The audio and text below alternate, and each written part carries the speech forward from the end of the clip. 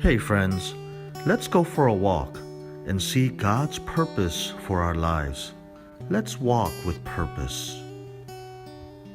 Today, I'm thinking about our persistence, or the lack thereof. Have you noticed how mild-mannered we are when we approach God? We are so careful and polite and nice and courteous. As our mothers taught us as kids to ask for things nicely, that's how we ask God. And when we ask Him, have you noticed we always use that two-letter word, if? If it is your will, Lord, please help me. Lord, if it is your desire, please grant me this. And if you don't, well, okay. Now, the main reason why we use if is because we acknowledge God as sovereign and in control over all things. And so there is a proper place for that two-letter word.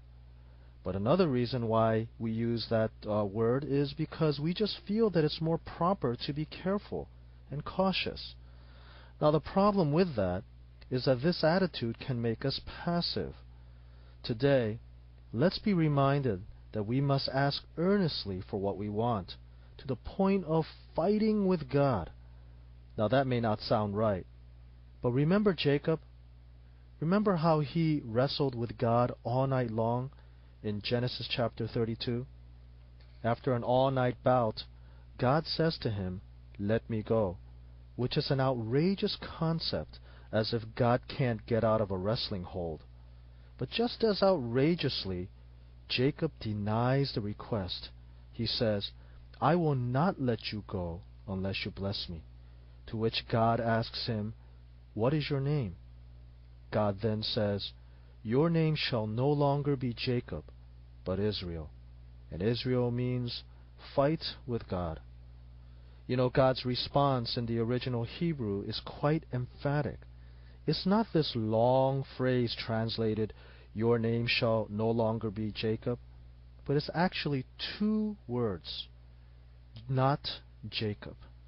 Not Jacob. A short, strong, blunt statement emphasizing how he must not be Jacob, but must now become Israel. No more heel catcher, as his original name Jacob meant, someone who was competitive about the things of this world, but Israel, someone who fights with God for the things of God and wins. Having said that, let's confirm that no one can obligate God to do anything. No one can twist God's arm. No one can really hold God in a wrestling move, let alone go toe-to-toe with Him all night long. It's outrageous. But somewhere in God's infinite love and mercy, and in His mysterious plans, He makes room for our outrageous persistence. So go ahead and ask Him today to bless you. And when you ask, hold on tight and don't let go. That's it for now. Until next time, remember, there is a greater purpose for your life. Let's walk with purpose. Thanks for taking a devotional walk with us today. If you enjoyed Walk with Purpose, click here to subscribe so you know as soon as it's time for your next walk. Visit our website for resources for every life chapter. If you are ready for your next walk, click here. See you soon. May God bless your day.